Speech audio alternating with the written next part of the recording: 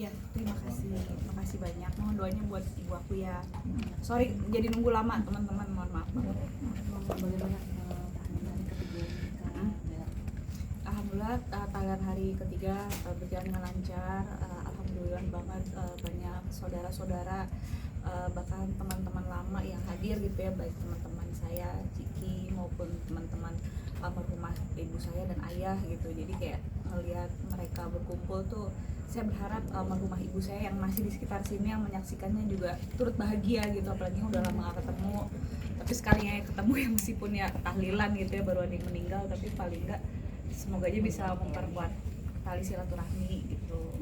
Kayak gitu sih ya. Kalau rasa duka pasti masih ada, itu nggak akan pernah hilang ya gitu, tapi ya harus belajar ikhlas pelan-pelan gitu. Yang penting ya doanya yang jangan pernah putus aja untuk almarhumah ibu saya itu aja. Dia cuma butuh doa.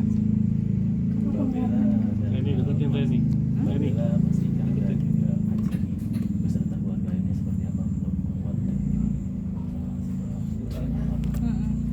apa ya paling ya jalanin aja sih.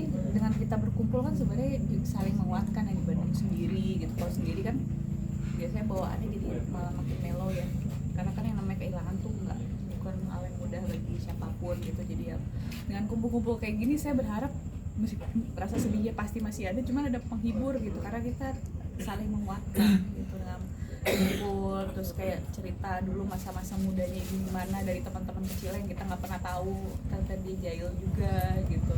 Tapi kayak ya gitu, rata-rata pada ngomong kenapa ya Bel saya baru kesini lagi pas ibu udah nggak ada gitu, dulu kita kemana aja gitu.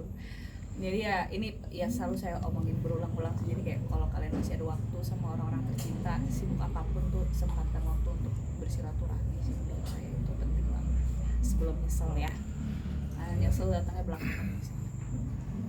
Kondisi ayah sendiri seperti apa, mungkin masih ini atau seperti apa? Kalau sedih ya pastilah sedih, kayaknya itu nggak akan pernah benar-benar hilang.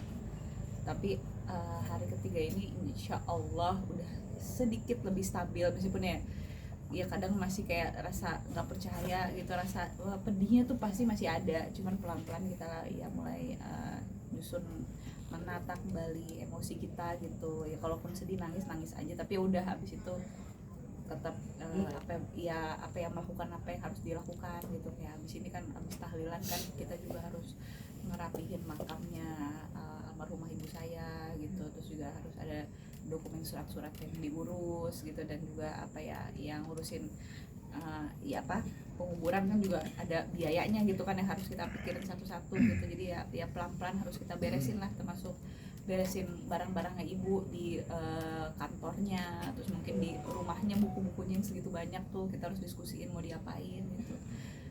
Ya jelas ibu saya kan orangnya semasa hidupnya kan suka sekali menebar manfaat kan, jadi saya pengen setelah dia meninggal pun amal-amal kebaikannya dia tuh bisa terus ngalir gitu, jadi bisa jadi amal jariah buat almarhumah ibu saya, pengennya gitu, sesuai dengan dia waktu masih hidup yang selalu menyebarkan manfaat. Kita harus meneruskan perjuangannya gitu, dan untuk itu ya pelan-pelan kita harus bangkit lagi sama-sama, saya, Ciki dan ayah gitu. Kita cuma tinggal bertiga doang.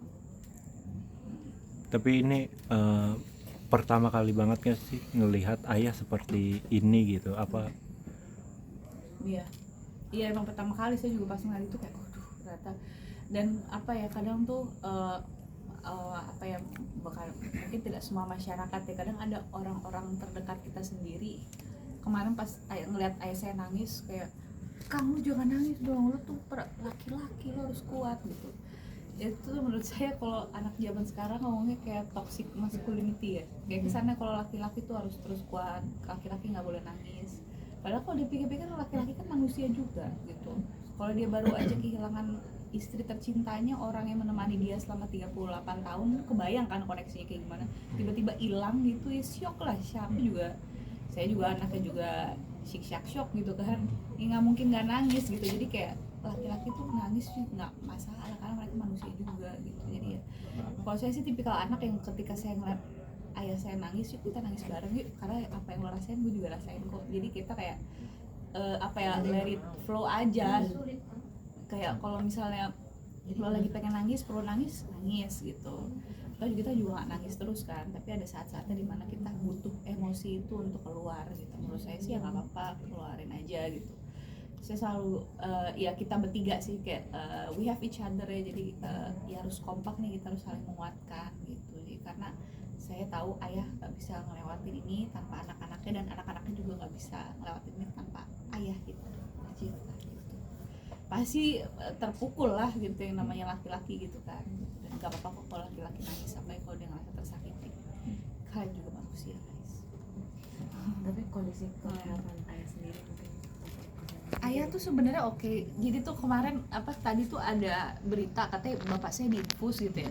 Bapak saya masih bisa jalan, berarti tadi juga tausiah dia ngomong. Cuman emang kan gimana ya, kondisi emosional dan mental psikis orang tuh beda-beda gitu. Ada yang ya kalau saya nggak punya pilihan, saya anak pertama, jadi ya ibaratnya jubir keluarga, mau nggak mau saya lah gitu kan, sama adik saya kalau dia lagi bisa juga. Cuman kalau ayah saya tuh terlalu berat buat dia gitu, jadi kalau misalnya dia dipaksa ngomong, aku tahu pasti banyak banget yang pengen wawancara ayah, cuman dia juga butuh healing dengan masanya sendiri gitu.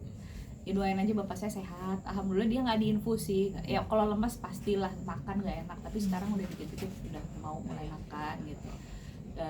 Tapi dia tidak diinfus, itu tidak sesuai dengan berita-berita yang kalian dengar gitu. Cuman emang untuk menghadapi wartawan sekarang bapak saya belum kuat, takutnya belum stabil emosinya. Jadi aku mohon maaf jika teman-teman nungguin belum dapat wawancaranya ayah, tapi aku minta dengan juga kerendahan hati pengertiannya juga, karena ayah butuh waktu untuk menyesuaikan keadaan ini gitu. Jadi kalau butuh apa-apa ya saya dan Ciki yang coba cover gitu aja. Semoga cukup mewakili suara keluarga. Atau adik-adik ibu saya juga bisa ditanya kalau emang mereka bersedia. Itu berat soalnya buat ayah saya tuh paling berat tuh suami gitu. Beda lah sama anak hubungan. Pasti kalian ngerti lah.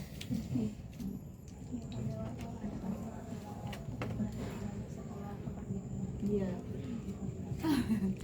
Itu sebenarnya ya emosional manusia sih ya. Ya memang manusia kalau lagi dikasih cobaan gitu tiba-tiba ya pasti ada saat-saatnya dimana dia merasa jatuh banget nih gitu. Pada saat lo jatuh banget pasti lo ngerasa kayak mau ngapa-ngapain nggak enak gitu. Gak usah nyanyi, makan aja kita nggak enak. Apalagi waktu hari pertama ibu saya meninggal tuh semua kayak mimpi gitu kan. Adik sama bapak saya ngeraung-ngeraung gitu kan. Kayak wah ini ya berat, tapi memang harus dilewati gitu. Dan pasti kondisinya tidak akan sama seperti waktu almarhumah ibu saya masih ada gitu ya. Pasti akan ya berbeda, tapi ya harus dilewatin gitu. Jadi ya mungkin waktu ayah saya ngomong gitu tuh emang pas dia lagi ngerasa hancur-hancur ya, karena selama ini kan ya istrinya yang selalu jadi penyemangat dan pendamping dia gitu kan.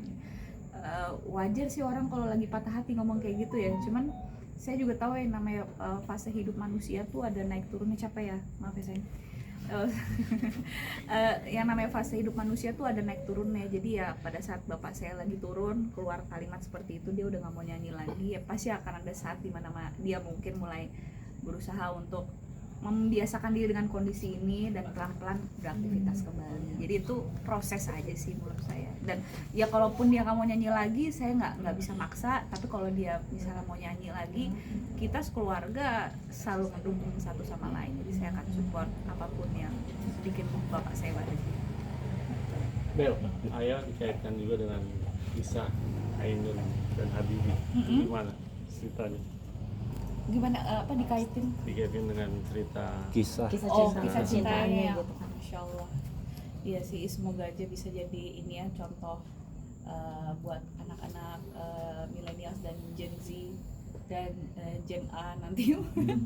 Buat ya maksudnya kalau emang bisa menginspirasi sih alhamdulillah ya. Jadi kayak kalau ada yang bilang cinta sejati itu nggak ada kok gitu. Ini buktinya benar-benar gitu kan, kayak selain Masya Allah bapak ibuku, terus yang Habibie sama Ainun gitu kan, sama terus ada Tante Widiawati sama Om Sofan Sofian. Itu tuh menurut aku mereka pasangan yang luar biasa sih, karena nggak banyak yang bisa seperti itu, tapi ada orang-orang seperti itu gitu. Dan semoga aja bisa jadi contoh gitu ya buat kita semua, bahwasannya emang cinta sejati itu ada, karena emang benar nih contohnya nih gitu. Masya Allah banget, dan harus dijaga sih gitu. Bukannya tidak mungkin cinta sejati itu tidak ada. Nah, kehilangan sosok ibunda tercinta, keluarga tercinta ini kan pastinya kan ada rasa rindu ya, Mbak. Dari Mbak, Mbak Bella, Mbak Ciki dan Mas Ikang seperti apa sih untuk mengobati rasa rindunya seperti apa? Gimana ya pengobatannya ya saling menemenin satu sama lain sih, diajak ngobrol gitu. Dan alhamdulillah ayah tuh selalu ditemenin sama saudara-saudara dan teman-temannya sih. Jadi tamu juga alhamdulillah datang terus sampai saya kadang nggak sempat mandi, nggak sempat makan. Sampai aku sama kalian juga aku nggak enak banget baru bisa nyamperin sekarang gitu, karena di dalam tuh kita nonstop diajak ngobrol sama orang dari yang saya kenal sampai nggak kenal. Kan kita nggak mungkin kayak ngelengos terus jauh kabur gitu kan. Orang tuh harus diladenin, saya ngerti itu, apalagi mereka udah jauh-jauh gitu. Tapi di saat saya lagi ladenin orang-orang, kalian juga lagi nungguin, jadi tuh kita agak susah sih, emang jadwalnya amburadul banget. Tapi di satu sisi kita juga tahu ini yang menguatkan kita gitu, karena saya berharap ya dengan adanya tahlilan bisa ketemu sama teman-teman media, kalian juga turut mendoakan ibu, dan itu yang bisa menyelamatkan ibu saya sekarang gitu. Dan kalau misalnya tahu di sana dia banyak yang ngedoain, tenang gitu, happy ya harusnya, jadi insya Allah happy husnul khotimah. Ya itu yang jadi penghibur kita. Mungkin ibu raganya udah nggak di sini tapi jiwanya sebenarnya masih ada sama kita, dan dia ikut happy gitu kalau ngeliat kita happy. Paling pikiran kayak gitu sih sama ibu. Tadi Mbak juga sempat khawatir nih untuk piring kesayangannya ibu nih ya. Piring kesayangannya ibu almarhumah. Emang untuk barang-barang dari peninggalan almarhumah sendiri emang dijaga banget ya? Oh enggak, barang mbak ibu sih nggak cuma piring doang ya, kayak buku tuh ibu saya tuh banyak banget, kan dia suka sekolah kan, jadi buku-bukunya tuh banyak di atas gitu. Terus Maaf ya Mbak. iya nggak apa-apa. Terus juga di IBS tempat dia ngajar kan juga ada banyak barang-barangnya ibu yang di kantor gitu. Itu nanti harus kita pikirin gitu, apakah mau kita pakai tetap atau ada yang bisa disumbangin gitu, karena kan sebanyak itu barang kan nggak mungkin sesuai sama kebutuhan kita kan gitu. Ya itu nanti hal-hal yang pelan-pelan harus kita pikirin dan putusin bersama-sama gitu sih. Bel, ada wasiat dari ibu nggak sih buat Bella dan Ciki sebelum? Wasiat sih ya itu, waktu dia masih sehat, masih hidup, dia pernah meminta untuk dikubur di tanah kusir, dan alhamdulillah udah terpenuhi ya, dengan bantuan teman-teman terdekat. Oke. Mengenai pasangan, kalian juga belum punya pasangan kan? Iya, doain aja ya Allah, itu siapa sih yang nggak mau ya kan? Ciki, Udah? Apa? Dia mau tiba-tiba masuk nggak enak. Ya nggak apa-apa. Oke. Izin ya, aku Bawa kursinya, bawa kursinya. Ya nggak apa-apa. Aku kasihan dia sama kamu, sorry ya Beb. Yola, tolong kursinya. Iya, nanti banyak banget. banyak banget. Hidup harus tertata. Iya, benar. Ibuku tuh semuanya tertata gitu, super disiplin gitu. Betul. Dan pesan terakhir sih yang gue lihat yang soal menjaga meja makan tetap hidup gitu. Oh iya. Karena kan kalau menurut ibu tuh kayak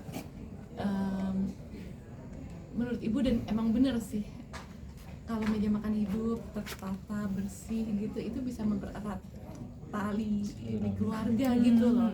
Anak-anak jadi ngumpul, terus kayak ibu tuh terakhir tuh pesan ke gue, Mbak, nanti kalau ibu udah nggak ada, itu toples diisiin ya pakai kerupuk putih, terus ini yang ayah suka, keripik tempe gitu. Iya.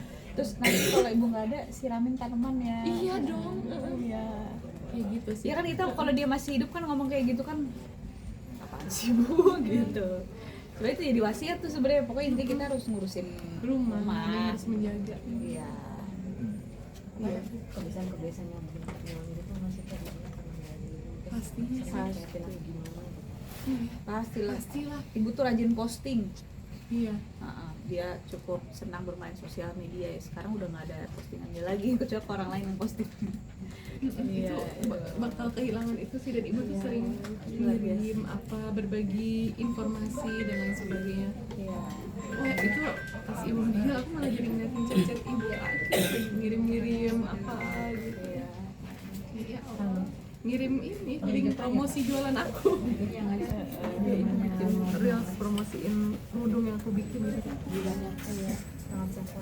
Tua sangat support lagi luar biasa dengan caranya yang unik gitu ya. Ibuku tuh masya Allah banget. Aku cuma berharap kayak ya Allah, meskipun saya mungkin bukan anak yang sempurna gitu dan mungkin belum semua keinginan ibu saya tuh bisa saya wujudin, tapi semoga aja dia cukup bangga lah sama anak-anaknya dan dia tahu anak-anaknya tuh berusaha, itu aja. Itu bisa menjadi penolong ibu saya di alam barzakh ya, alam kubur. Jadi biar semakin banyak yang mendoakan ibu gitu, dan itu yang akan jadi penyelamat dia di sana. Jadi di kuburnya tuh dia happy, bahagia karena ngerasa dia nggak sendirian. Satu hal yang menarik buat aku tuh, banyak kebaikan ibu aku baru tahu ketika ibu tuh udah meninggal. Iya biasanya gitu ya. Banyak, aduh kayak ya Allah, ternyata emak gue baik banget ya gitu. Karena ke anak jujur tegas, tapi ternyata ke orang tuh baik banget. Iya. Ya ke anak Dan juga itu jadi baik. penolong dia. Iya, Boleh ceritain gak sih Kak? Anak-anak muridnya tuh. yang itu mentraktir apa namanya anak-anak mahasiswanya. Terus ternyata ada banyak hal yang ibu tuh sering support gitu, kayak UMKM. Terus ada orang jualan pernah dibeli ibu, terus ibu bagikan ke kerabat-kerabat di kampus, yang kayak gitu-gitu. Iya, uangnya apa abis buat beliin jualan UMKM atau gimana gitu. Iya. Dan gimana kan kita tuh sebenarnya tiap tahlilan nih khawatir makanannya cukup nggak ya, gini-gini. Oh, makanan nggak berhenti, Ternyata, masya Allah. alhamdulillah, makanan tuh ada. Terus ternyata Ibu Matsa tuh pernah mempromosikan jualan saya dan Iya. tanpa mengut biaya sepeser pun Iya, gitu. dia sering kayak Itu gitu. tuh banyak, ada notes yang menceritakan gimana ibu mempromosikan jualan mereka dan nggak ada biaya dipungut sama biaya. sekali. Apalagi kalau ada logo halalnya. Iya. Mak gue paling seneng. Ibu tuh pejuang ekosistem halal banget di Indonesia. Masya Allah. Biar toyib, sumbernya apa gitu, dan itu prinsip ya. Prinsip, dan ketika ibu nggak ada, aku jadi kagum ada sosok yang begitu sangat prinsipil gitu ke ibu. Jadi panutan. Amin, Iya. amin. Semoga aja bisa jadi panutan buat teman-teman semua ya. Karena kalau bisa datangin manfaat buat orang banyak kan, ibu saya juga jadi di alam sana lebih bahagia. Masya Allah. Itu aja lah. Masya Allah.